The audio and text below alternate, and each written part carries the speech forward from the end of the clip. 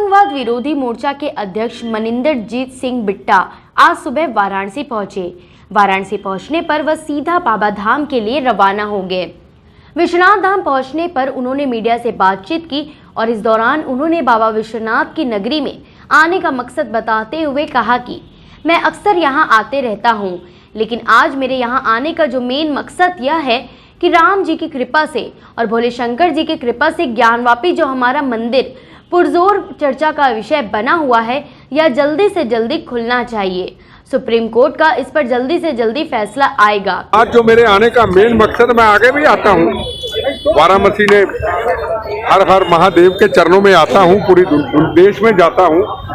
आज मेरा आने का मकसद ये है कि राम जी की कृपा से, भोले शंकर जी की कृपा से ज्ञान वापी जो हमारा मंदिर का जो रोज चर्चा का विषय बना है, ये जल्दी से जल्दी खुलना चाहिए।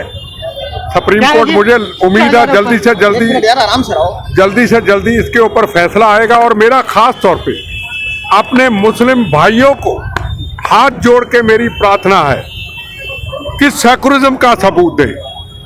ये इतिहास से जुड़ा हुआ है, मथुरा और काशी इतिहास से जुड़ा हुआ है।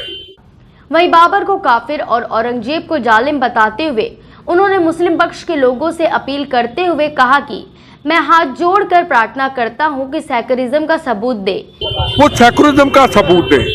यहाँ मंदिरों का अपमान हुआ है, काफिर बाबर के समय में, जालिम औरंगजेब के समय में मंदिरों का अपमान हुआ है। पूरे देश के कोने कोने पे अपमान हुआ है। बाबर काफिर था, बाबर जालिम था, बाबर वो था जिन्होंने मंदिरों को तोड़ा। औरंगजेब वो था जिन्होंने गुरु गोविंद सिंह महाराज के साहिबजादों को नींव में चढ़वाया था। औरंगजेब वो था जिसने गुरु तेग बहादुर हिंद की चादर चांदनी चौक में उनको शीश देना पड़ा। हजारों सिख समाज के लोगों को कुर्बानियां देनी पड़ी, मंदिरों का अपमान हुआ, धर्म का परिवर्तन हुआ। ये मुस्लिम कौम के हम खिलाफ नहीं है। अगर आज अजमेर शरीफ की तरह कोई दरगाह होती, पीर पैगंबर के हम खड़े होते वहां पे, ये ऐसा नहीं होना चाहिए। ये मंदिरों का अपमान हुआ है, इसके ऊपर। इसलिए मुस्लिम पक्ष के लोगों से हाथ जोड़कर अपील है कि सेकुलरिज्म का सबूत दे। ज्योतिर्लिंग था, ज्योतिर्लिंग है और जब तक दुनिया रहेगी उसके बाद भी यह रहेगा। मथुरा और काशी, राम जन्मभूमि का निर्माण हो गया है, अब मथुरा और काशी की बारी। मुस्लिम समाज से मेरी हाथ जोड़ के अपील है, रिक्वेस्ट है कि सेकुलरिज्म का सबूत दे। ज्योतिर्लिंग था, ज्योतिर्लिंग है और जितनी देर तक दुनिया रहेगी उसके बाद भी रहेगा। और इसके बाद काशी, मथुरा और काशी, राम जन्मभूमि का निर्माण हो गया, मथुरा और काशी। और ये एक मिनट, और ये काफिर बाबर ने तोड़ा था, ये औरंगजेब जालिम ने पंजाब के अंदर सिख कौम के ऊपर। ओवैसी को आड़े हाथ लेते हुए और उनका नाम आते ही उन पर भड़कते हुए बिट्टा ने कहा कि वो आपका बनाया हुआ नेता कितनी सीटें ले गया यूपी में, वह तो मीडिया का लीडर है।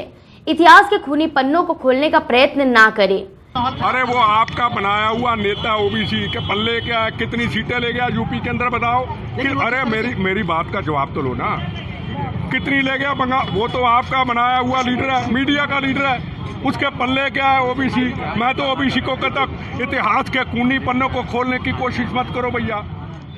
वहीं मस्जिद को मुस्लिम पक्ष द्वारा हिंदू पक्ष को सौंपने देने की बात पर उन्होंने कहा कि सेकुलरिज्म का सबसे बड़ा सबूत होगा सौंप देना। मुस्लिम समाज उसको वापस सौंप दे, हिंदू समाज सनातन धर्म के लोगों को। सेकुलरिज्म का सबसे बड़ा सबूत होगा सेकुलरिज्म का।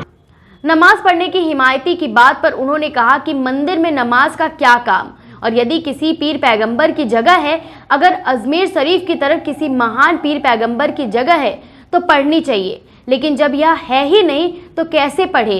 क्या मंदिर का अपमान हो? पढ़ने के हिमायती हैं आप, जो मुस्लिम समुदाय के लोग नमाज अदा करने। देखो मंदिर में नमाज का क्या काम? अगर ये किसी पीर पैगंबर की जगह है, अगर अजमेर शरीफ की तरह किसी महान पीर पैगंबर की जगह है तो पढ़नी चाहिए। जब है ही नहीं तो कैसे पढ़े? क्या मंदिर का अपमान हो? क्या अपमान हो मंदिर का? मैं कहना चाहता हूँ।